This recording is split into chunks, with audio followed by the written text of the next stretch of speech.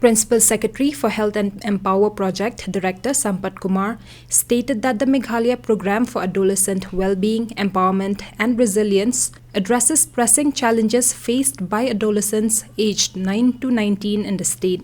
The $45 million project includes $35 million approved by the World Bank. The Principal Secretary said that MPOWER employs a comprehensive strategy featuring school and community-based interventions.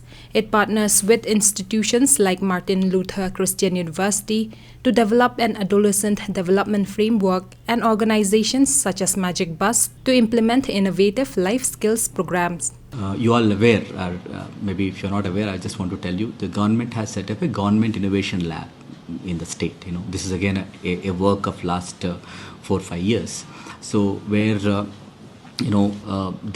we started actually looking at what are the problems of the state, how actually those problems can be addressed. So one of the things what we have seen while working to reduce maternal deaths and infant deaths was that there is a significant percentage of pregnancies are teenage pregnancies, and also there is also correlated to the dropout rate.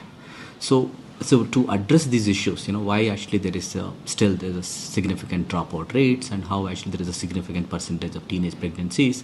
So essentially we felt that we need a very systematic intervention to really address these issues, so that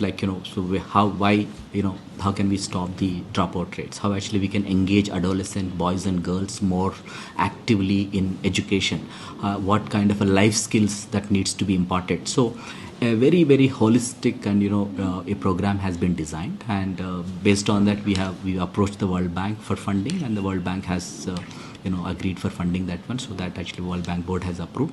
So through this we are going to in fact address both the children between 9 years to 19 years, it's adolescent age, that we are slightly expanding it, so that we are covering all the children both within the schools, outside the schools.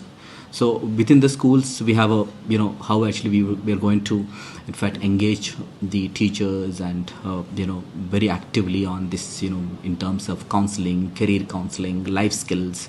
So that's one part, and we also have engaged Martin Luther Christian University to provide the adolescent development framework.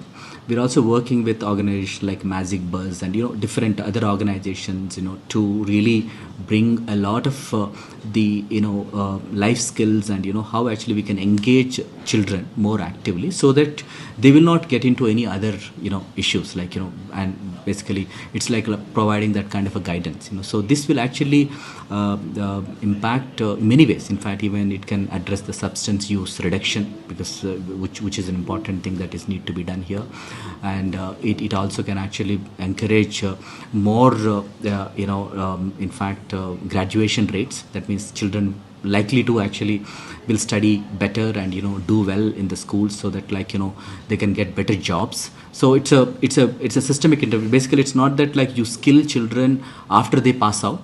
Before that itself you work on it and improve the learning outcomes. So it's a project which is going to be implemented by all the departments together, education and health, and also sports and youth affairs and the skills.